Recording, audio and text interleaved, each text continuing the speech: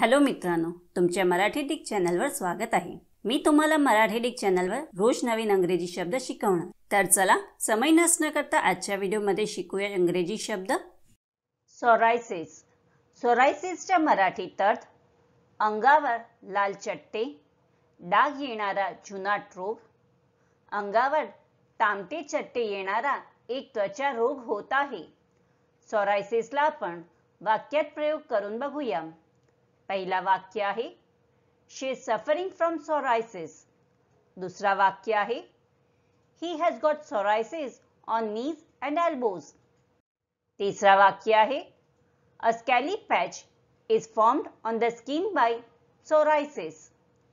चौथा वाक्य आहे numerous factors are known to worsen psoriasis।